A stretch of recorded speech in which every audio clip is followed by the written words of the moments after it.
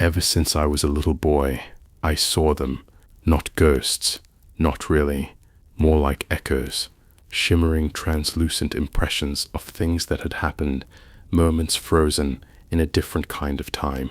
The first time I remember it clearly, I must have been about 5. My grandmother, bless her heart, was always quite a klutz. She'd always trip over the rug in the hallway. I'd seen it happen 100 times, always a slight stumble, a laugh, and a quick recovery.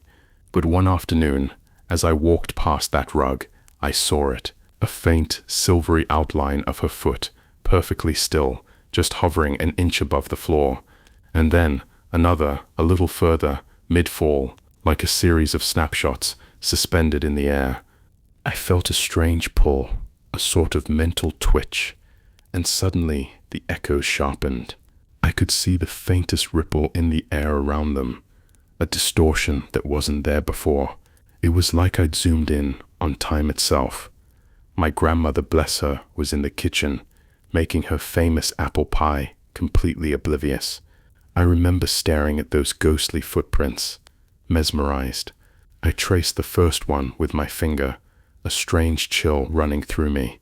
It felt like touching cold smoke. Then I zoomed out again, the echoes fading back into their usual subtle shimmer.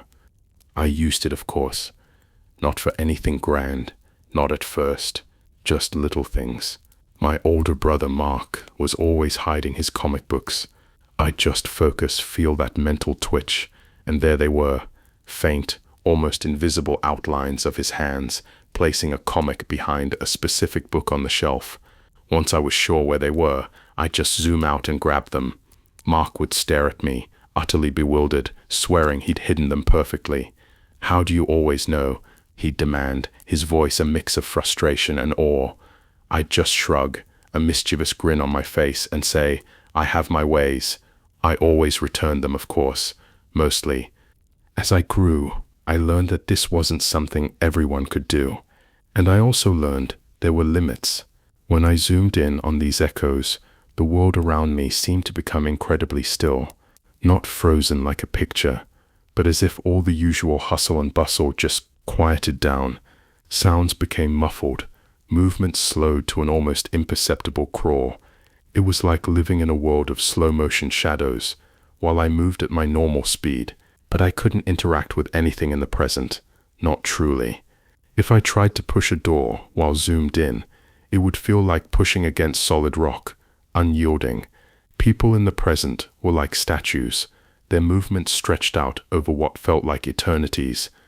I had to be careful with my own body too. If I zoomed in while running, the ground could feel like a sticky, unyielding tar pit, or worse, like jagged glass if I was on a rough surface. I remember one time, trying to impress a girl in high school, I tried to zoom in to catch a dropped pencil before it hit the floor. My hand, moving at normal speed in this slowed perception, felt like it slammed into something invisible, and my fingers ached for hours. It taught me to respect the separation between the echo world and the real one. There were odd exceptions, like the comic book I was holding when I first zoomed in to find Mark's stash. It came with me. My clothes, too, always moved with me. But if I tried to pick up a book from a shelf while zoomed in, it was like it was glued there, part of the static, unchanging present. Same with other people's clothes. Thankfully, no undressing people in the echo world. I'm happy for that now, in hindsight. But we'll talk about how much of a self-absorbed teenager I was in a bit. Another strange rule I discovered. I had to be relatively close to the physical location of the echoes I was observing when I zoomed out for the world to return to normal smoothly.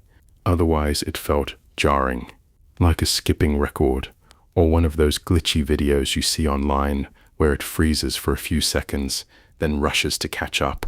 In my brain, it felt like a desperate scramble to realign, a disorienting lurch. If I was too far, it would leave me feeling dizzy and nauseous, sometimes for hours. My mom used to say I had a tendency to zone out and come back looking pale. She just thought I was a daydreamer. I tried to show a friend once, told him to watch a ball I was holding. I zoomed in, set the ball on the table, then zoomed out. He just said it looked like I put it down really, really fast, like a magician. So I tried again. This time I tossed the ball in the air.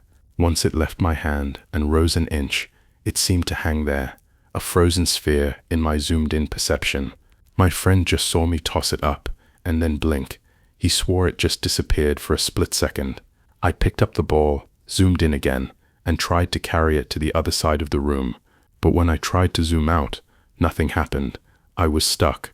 Objects, like the ball, had to be close to their original position too, it turned out. Thankfully, I could still put it back. I never did find a surefire way to convince people I had this ability, not until I was older. Growing up with this unique perception was strange. I was already a bit of an observer, a quiet kid, and when you can glimpse the past like a ghost, you sort of develop a complex. I was completely without friends, mind you. High school was hard, puberty hit me like a freight train. Despite my parents being wonderful people who taught me about boundaries and respect, I did engage in some questionable behavior in high school, using my abilities for pranks and minor mischief that I'm not proud of. I think that was the first time I heard it. One time, I zoomed in the school library. It was during a test, and I was absolutely stumped on a question about the French Revolution. I thought, maybe I can see someone else's echo of finding the answer. A stupid, childish thought. I know, but I was desperate. So I focused, felt that familiar mental pull, and the library went still. Figures of students hunched over their desks, the librarian frozen mid-stride, a dusting of faint, glowing echoes of whispers and movements from earlier in the day. I started scanning, looking for any trace of an answer. And that's when I heard it. A whisper, not a human whisper, not one of the ghostly echoes I was used to. This was something else. A sound that wasn't a sound. It was like a faint, raspy sigh that vibrated directly in my skull, not through my ears. It seemed to come from the darkest corner of the room, near the old history section. I was transfixed. What was making that sound? And why did it feel so cold, so wrong? I was utterly unnerved. I zoomed out immediately, the world lurching back into its normal, noisy rhythm. I ran out of the library, my heart pounding, feeling a profound sense of wrongness, as I should have. Somehow, I shook off my rougher teenage tendencies and became a more respectful person. I grew up, got a job. I have a fiancée now, Hilera. It's been 10 years since I used my echo ability for anything truly questionable. I still use the power from time to time. It's pretty handy at the few jobs I've had, especially in inventory management. It's also great for introverted nerds like me. If I need to get away from a stressful conversation, I can just zoom in for a few moments and sit there in absolute stillness, gathering my thoughts. It's my quiet space. Alara believes that I can do it now. We devised a test.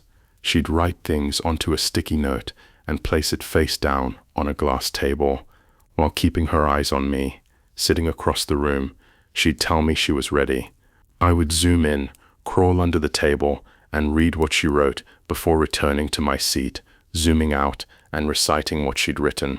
She tried to talk me into other experiments, but I declined, and she respected that.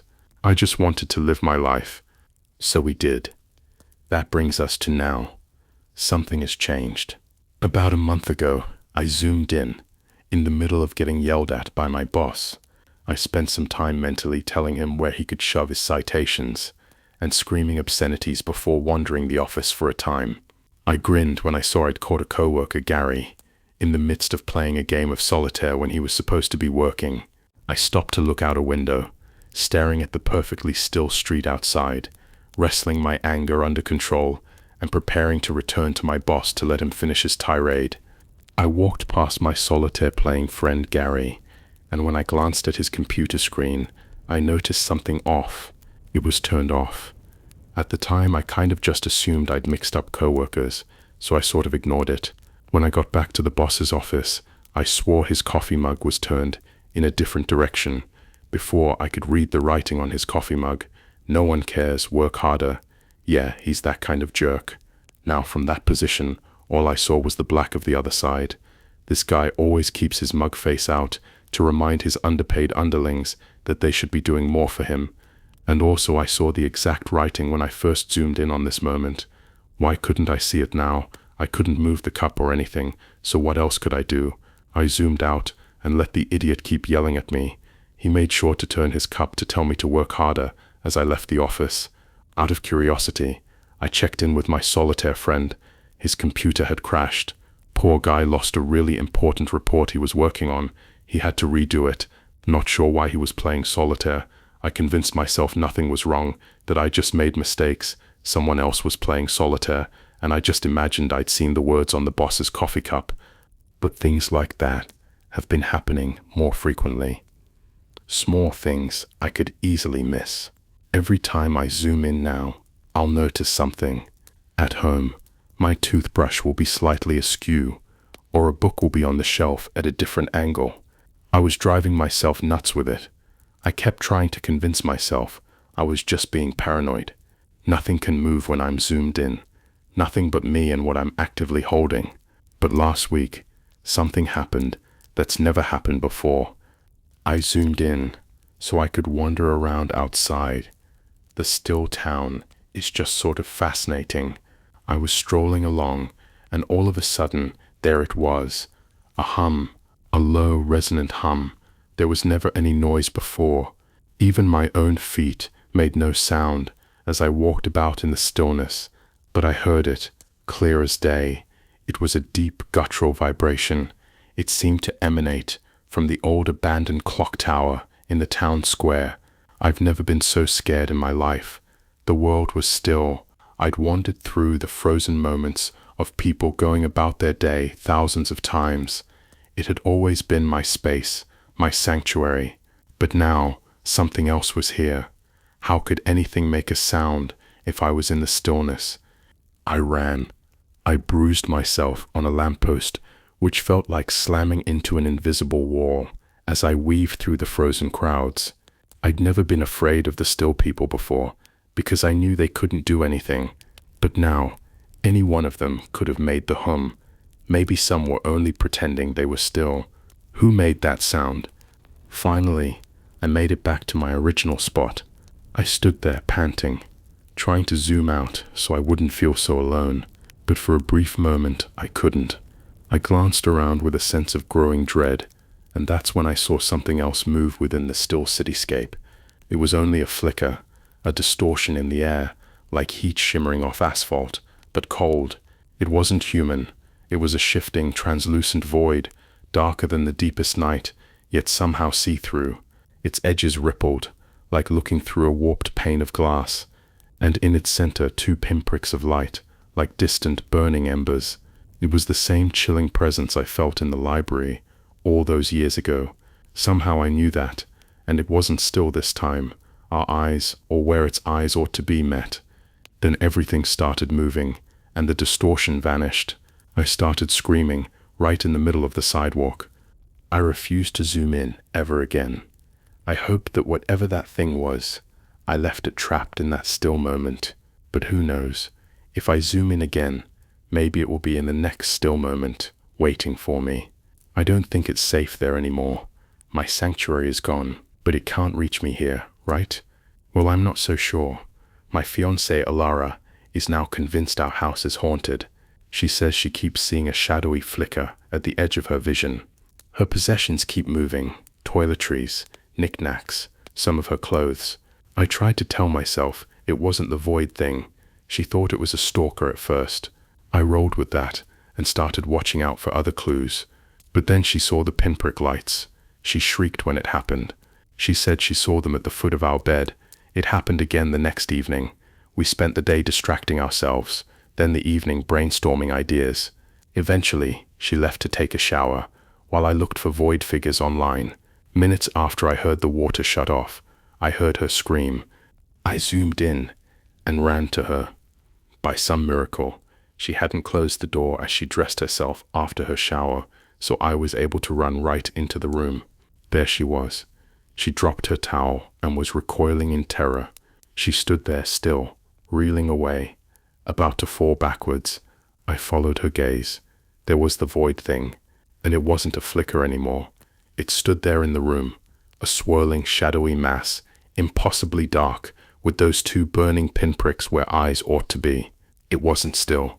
The next thing I knew, I couldn't move. I was as still as Alara, but I was still aware.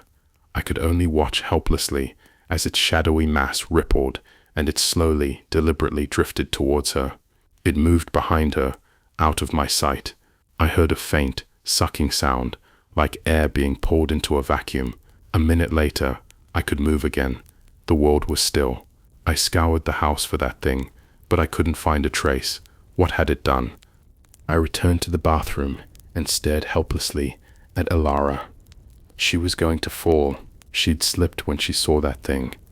I moved towards where I saw the void thing, and that's where I found the broken shard of glass. It sat right where the woman I loved was going to land. I tried to move it, but of course I couldn't. I tried moving her, but I couldn't do that either. I spent hours just trying to do something to this still moment, so Alara wouldn't suffer severe injury the second I zoomed out. I even tried taking off my shirt to put between her and the glass to minimize the damage, but I couldn't zoom out without my shirt. I felt so utterly helpless.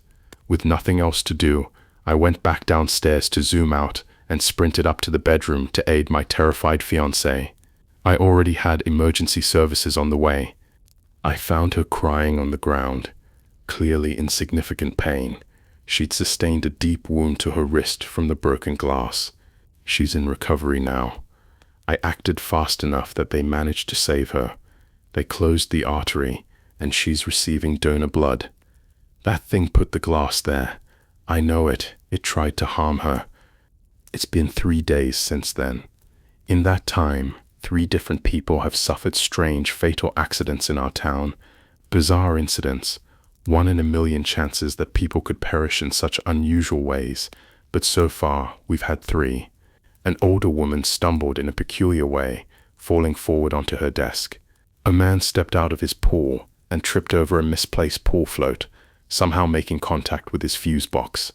A teenage boy on a skateboard was thrown into the street when his board struck an unidentified toy on the sidewalk. He was then hit by a car. That all happened in the last 2 days. Maybe it's all a coincidence, but I don't think so.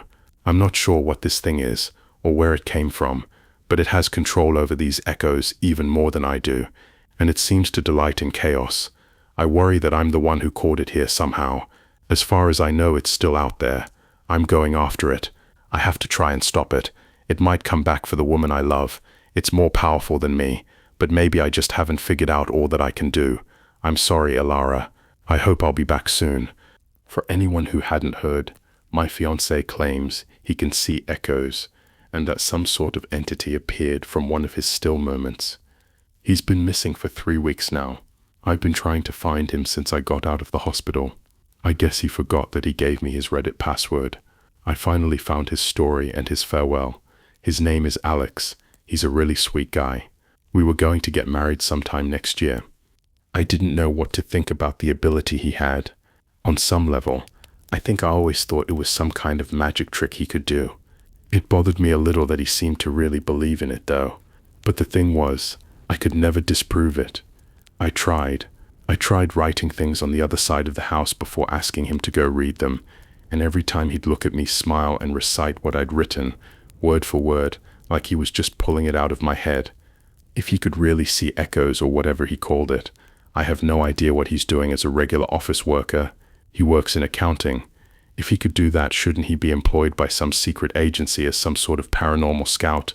He also said there were too many limitations. I've clung to the idea that whatever he was doing, it wasn't really seeing past events. I mean, if he did, how come he can walk through air molecules? How can he breathe and process oxygen if everything else is still? The physics make no sense. It had to be some kind of magic trick, right? For a while, it was just a quirk, but it started to get serious. First, he came home one day, looking all kinds of flustered. He told me he saw something after he zoomed in, something that moved. He said he started screaming in the middle of town.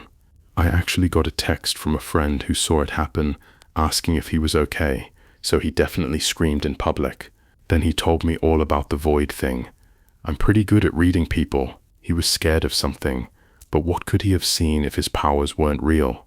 It's even scarier, what could possibly move between the still moments of one person and free-flowing time? Things went downhill after that, but you already know that. I started seeing the void thing. I never got a good look. It was always just a glimpse of an elongated flicker in my periphery, or a shadow flitting by a doorway, and it was all accompanied by a weird chill that would give me goosebumps and make me panic. Then things started moving. I'm telling you, I thought it was just like a typical haunting after that. Or maybe I had some creepy stalker moving my things when I wasn't looking. Then one time, I swear, a bottle of perfume I was looking directly at vanished before my eyes.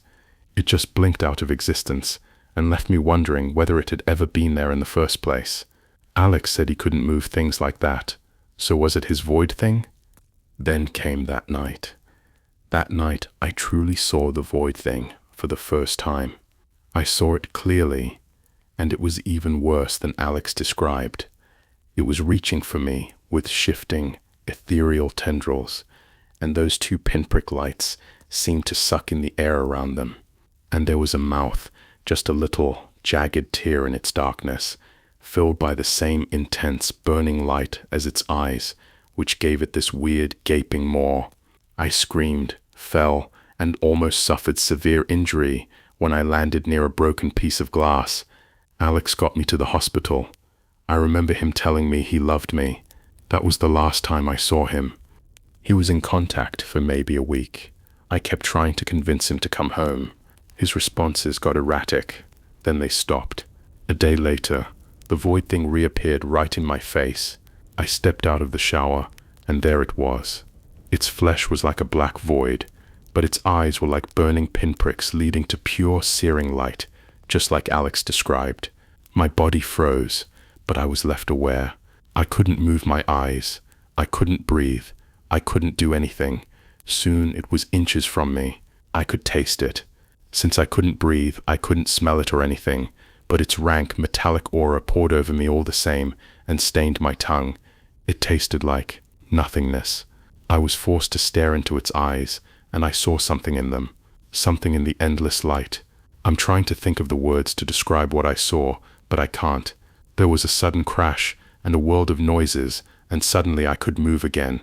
Just like the first time I fell, no glass was there to threaten me this time. When I finally got my bearings, I found the void thing gone and the house empty. I wanted answers. I found my way to his Reddit page and read his account. I've been looking into things since. The number of strange, fatal accidents keeps increasing.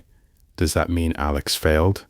Time is still moving, and unsettling things are still happening. I was going to wait and hope that he'd contact me again. The last text he sent said, "I think I found it." Then nothing. I went to the police and filed a missing persons report, and all. I've talked to his parents and friends. I had to tell them I didn't know what he's doing, which wasn't a lie, but I still omitted the part about the echo seeing and the void. I can't stay quiet now, though. Something is happening to me, and it's growing in intensity. It started as a headache. I figured it was distress. I almost suffered a serious injury, and my fiancée vanished soon after. My friends all think he harmed me himself, and I'm covering for him, so of course I'm stressed. I wasn't surprised when I felt it the first time. It was almost like a scratching sensation, one happening inside my skull. It both was, and wasn't physical. I almost felt like I could hear it for a few seconds. It sounded like massive grinding gears, mixed with something liquid, like rusty metal being dragged against more rusty metal, but maybe with a dash of something organic, a sort of wet squelch. It lasted maybe 5 seconds, and then my head started to throb. Like I said, I thought it was just a headache and ignored it, but it keeps happening.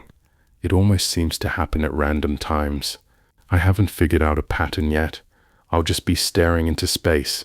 I've been doing a lot of that these days, and then all of a sudden I feel this grinding in my head and it throbs. I didn't think it was anything but stress until it happened while I was moving. I've never felt anything like it. Along with the headache and the grinding, It felt like I'd entered a cloud of molasses. I could barely move, and as I did move, it was way slower than it should have been. That was when I started to suspect it had something to do with Alex and that thing. I have no idea how. It makes no logical sense. Is time breaking down around me? Why do I even feel anything if time stopped? Why would I even be aware? As far as I can tell, time is just moving forward normally. I still don't know. It keeps happening. The last time it happened, my nose started bleeding. It's been 2 days. He's gone. I was in a still moment at some point. I was typing and my computer keys just stopped working. They suddenly felt as solid as steel and wouldn't move, no matter how I pushed. I looked around and everything was still. It's just like Alex described. Everything frozen in place. It was raining outside. The droplets were like little cold glass roadblocks. I couldn't move them, so I was trapped in the house. And that thing was there. It looked different. It wasn't as defined, more like a swirling nebula of shadows. And I swear it was trying to talk to me, but it sounded like its voice was a million miles away, or maybe a few moments in the past or future. It didn't seem malevolent. It kept gesturing in my direction. Its burning pinprick eyes were wide, glowing circles. For a time it looked like it was mimicking the motions of writing something on a piece of paper. When it tried to touch me, I swear something in the universe just broke. I'm back in the hospital. When that thing touched me, I was wrenched back to my original spot at my computer. So fast and violently, I now have a concussion because I think my brain bounced around in my skull somehow. Nothing else is physically wrong with me. I feel like the force should have ripped my limbs off. I only have a theory on what happened. I don't think that void thing was the same one I saw before. I think this one was Alex, and I think he was trying to communicate. It's possible he's been trying for a while, and that's what that grinding sensation was. I guess he figured out how to do different things with his ability. Maybe he could even project echoes of himself forward or backward in time. But I think it took a physical toll on him. I think that's why he looked like a swirling void. I don't know why he looked like a living shadow, but maybe he smeared himself across time. Maybe the other void thing was someone else who tried to meddle even more. I haven't seen anything strange since I was still. There was, however, one more incident. Alex and an unknown man were both found deceased in a local warehouse. Cause of death is unknown. Both bore strange burns on their bodies that nobody could identify. The authorities believe they found a genetic link between the unknown man and someone else. That person is only 14 right now, and they've already got a police record. I went to identify Alex's body. It was definitely him. He looks older than I remember. I don't know if that has something to do with his powers or not. My fiancée is gone. I think the threat is 2. Are there more? How far do their powers go? I'm scared, and I wish Alex was here. Update. I know I haven't posted yet, but I found something. Alex left one last message. I'm not sure how. It was sitting on a table when I got home from the hospital. It was where that shadow looked like it was writing something. This is what Alex said. Dear Alara, I don't know why I can do the things I do. I figured I was just a mutant or something, but I'm not the only one. The first one I saw came from outside. It learned how to twist and reshape these echoes, and it's wreaking havoc. Every time it moves something that shouldn't move, I feel it. It sounds like massive grinding gears, echoing in my skull. Every time someone perishes, it becomes a cacophony. Whatever it's doing, something is breaking. I figured out how to do new things. It hurts. The only thing that doesn't hurt is what I used to do, where I just observe in a still moment. Anything else, it feels like it's stretching me. I think I understand now. It is stretching me. It's making me exist in multiple moments at once, in the same universe. That's not supposed to be possible. That's why my body feels like it's fading. That's why when I look into my reflection's eyes, I see those burning pinprick voids. The other void thing was hiding in a single echo. But then it came after you. I chased it away, but I was following it through that echo for what felt like years. I think it was toying with me. After all that time, the grinding sound barely phases me, but I feel the effects getting worse. I finally figured out how to fight it, and I think I have it cornered. I have it trapped in a warped echo, but I had to come back and try to say goodbye first. I love you, Alara, and the only way I can think to stop this thing will also end my life. I wish I could spend my life with you, but it's better this way. The fewer of us echo manipulators there are, the better. I know that sounds cold, but please understand. I've seen the void behind that thing's eyes. It leads somewhere outside of time, as we know it, outside our universe. I've seen the things there that want to get in. I hear them talking to me, trying to get me to meddle with the echoes even more. I won't do it. I'm sorry, Alara, and I'm sorry that I scared you. I'm becoming part of the void now too. Live your best life, and don't forget me. Yours forever, Alex.